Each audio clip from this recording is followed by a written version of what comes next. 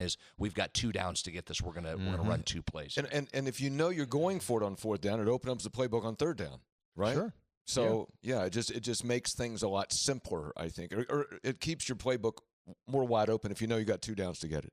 Let's stay on offense for just a second, because one of the other talking points during the offseason was about this rushing offense for WVU that was so good last year, leading Power 5 in rush yards.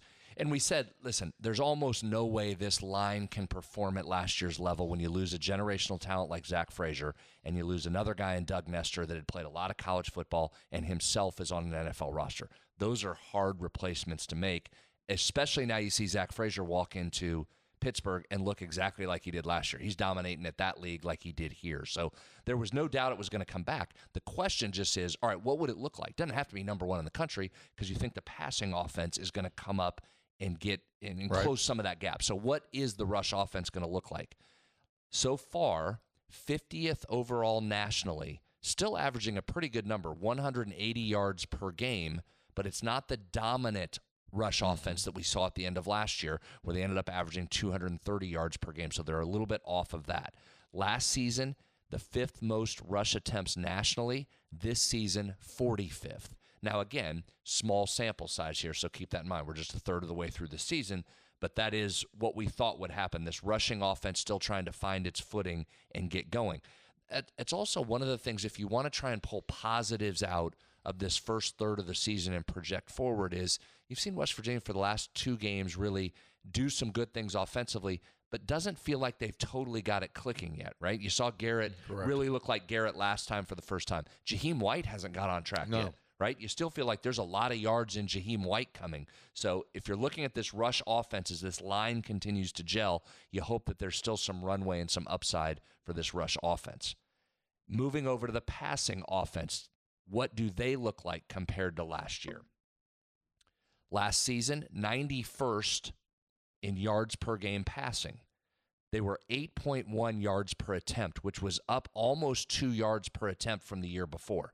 And that was a big talking point going into last season, is would West Virginia be able to push the ball down the field? Clearly they did. That was one of the best things about that offense last year. It was one of the strongest parts of Garrett Green's game were the downfield passing numbers, which we've talked a lot about.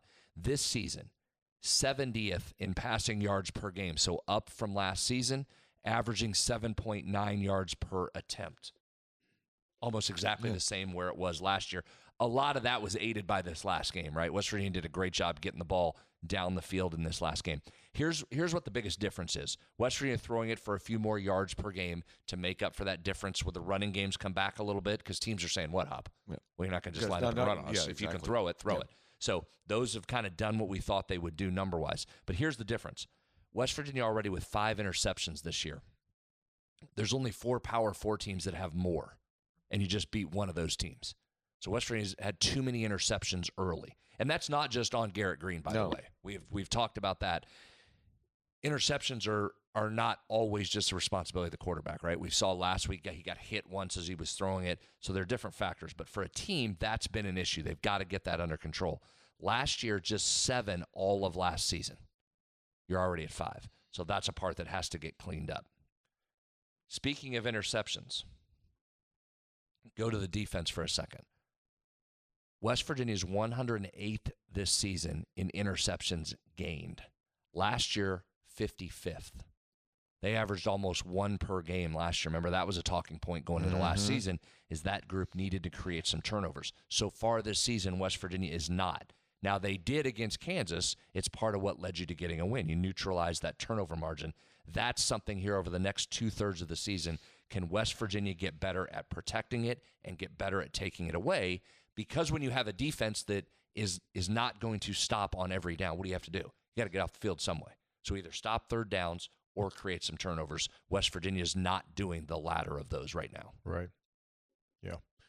That's obviously, it goes without saying that we'll be interested to see what that defensive backfield develops into over the next several weeks. Is it what it is? Is it what it is, or is it going to get better? I mean, late in the Kansas game, Anthony Wilson came over, got a pass breakup on Kansas sideline. Yeah. That was like, heck, I haven't seen that before. Yeah. Seriously. I It's was like, a perfect guy comes defense. in, reaches in there, bats the ball away, like, whoa, okay. Yeah. That's the way it's supposed to look. But you're right. You're not going to get picks when you don't have a defensive player close to a receiver. It ain't going to happen. Yeah, and some of that's the responsibility of the linebackers, too, as Neil's talked a lot about, not just the defensive backfield. That whole team coverage has to get better, and that's showing up in yards per attempt. Last season, West Virginia was 80th in opponent yards per attempt at 7.4 yards per attempt, okay? This season, West Virginia is last among Power 4 teams. Opponents are averaging 9.2 yards per attempt. That's a big number. So obviously, and West Virginia knows this, they've got to cut that number down. To put that in context, Georgia Tech offense is averaging 9.2 yards per attempt. They're 20th nationally in that category. So basically, West Virginia is getting a top 20 passing offense in that category every week it goes out. That's a hard model to sustain. Yeah. Jumping back over on the other side of the ball. I'm sorry, one more thing. Well, sure. Last week, it was just 7.4 yards per attempt for Jalen Daniels. Jumped up. And that included some big third down conversions that boosted that up. So as Neil talked about this week, they made a concerted effort to take away the passing game last week, and it was much, much improved in that particular area. Yeah. Jaheim White, I'll be really interested to see what the rest of his season becomes, because he has had one good game against Albany. And to this point, C.J. Donaldson's become the guy. And you don't want to say the double S word, but sophomore slump. C.J. Donaldson went through a sophomore slump. He had self-admits I had a sophomore slump. I think this is a really good off week for Jaheim, because he's got to kind of look around and go like, okay, what do I need to do to get back to where I was at the end of last season and live up to what I'm sure his expectations are. But he has not gotten into the flow and has not gotten frothed up yet. He hasn't, and they need him to. Yes, they do. That's part of the thing. When you outside look in at this team, that's the magic of it. It's that three-headed monster running the football, and they've got to have all three of those guys available and operating at peak efficiency. So Jaheim's the one you hope you can get rolling here over the last 2/3 of this season. Yeah, and you don't know. I mean, you don't know what it is, right? I mean, why is that? Why is that? Is Combination of a bunch of things, I think. Combination of a bunch of things. I mean, there wouldn't be a term called sophomore slump if they didn't exist. For whatever reason, guys that come through, or for that matter, if it's a female sport, girls that come through, like if you do something unexpected as a freshman, it also impacts all the stimulus you get around you. People patting you on the back. You think you figured it out. You think, okay, I got this done. I can do this. That's what happens their sophomore year oftentimes. And then they have to go through this low point as a sophomore, and then they build back up and they go, okay, I got it. I understand now. And then they come back and they normally have a good junior, senior year. We've seen those here. And that's, I think, he's on the fringe of having that. And it'll be interesting to see if he can do a mid-season turnaround. It also, you're a known commodity. Sure. So do you think the other teams know about Jaheim White? Do they come in and game plan a little bit? When Jaheim White comes in the game, you think all 11 defenders are aware that Jaheim White's in the game? Last year, I'm not sure that was the case all the time, right? There was a surprise element to that. So that factors in as well. Grades, let's look at first third of the season grades. Top 3 offensively. You want to guess? Yeah, I'll Okay, guess. go ahead. Milam, Malone. Ooh.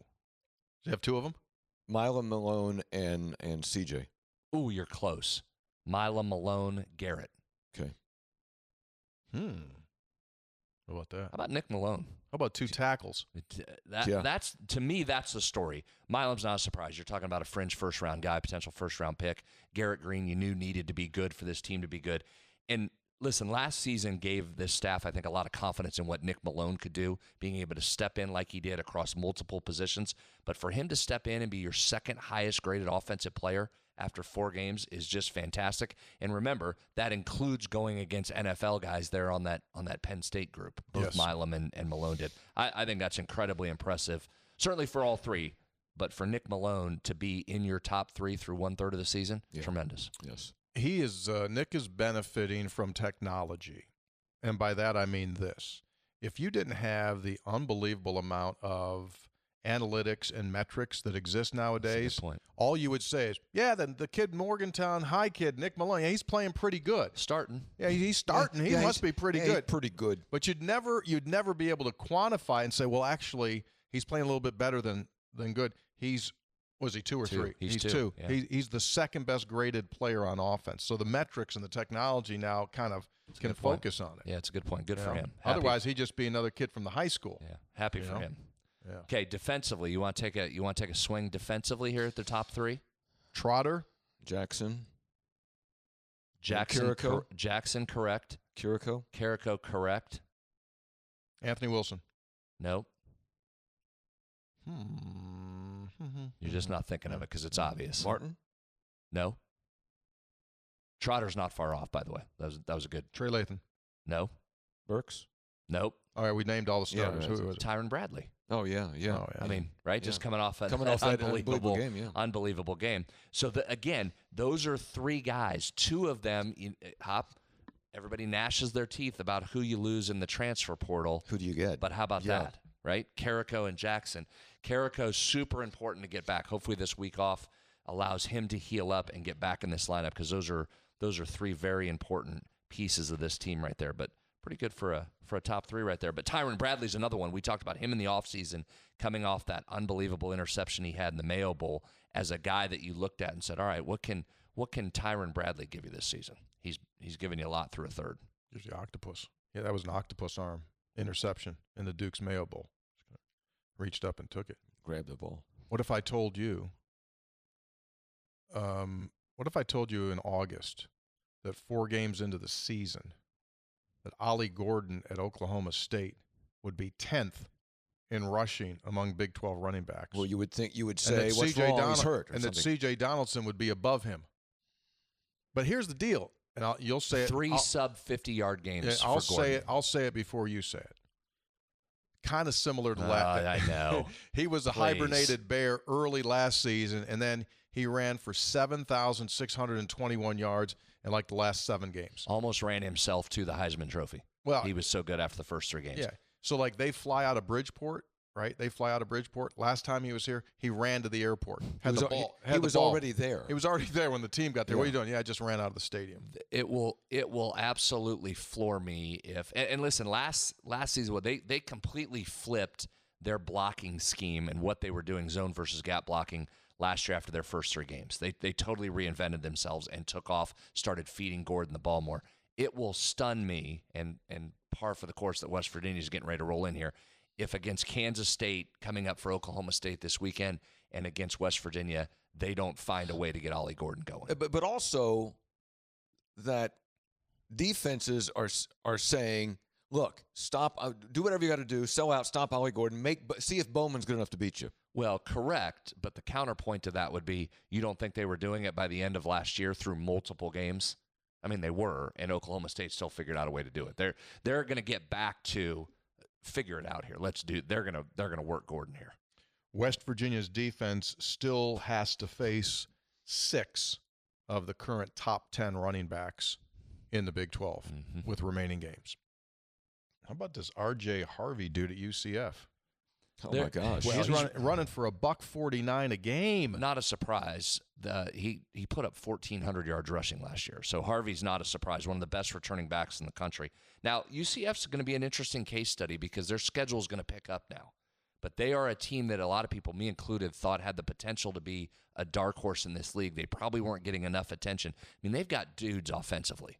And KJ Jefferson coming in from Arkansas as the quarterback, if he can manage that team well, their question is just defense, and that's what it's been the last couple of years. But offensively, they've got dudes, they've got speed, and Harvey is absolutely lights out. Yeah, that'll be fun to watch, see how that all goes. That's pretty good. That is. That's kind of the main Are those stuff. musings? That's what we would Those call are some Yeah, number those are musings. Number-based. Musings category. That was incredibly overmodulated. That was wild. But since it's a live to tape show, we're not fixing it. It's a good thing Dale Miller's not around anymore. We'd be getting the grease pencils out and cutting that tape. Start over. Fix that again. Start the whole show over again. You overmodulated. It's all right. We're good. 3 Guys Before the Game is brought to us by Comax Business Systems. If you're a business owner, that's been putting off getting a new phone system for your biz. Incredible benefits to the technology that exists today. You just give them a call.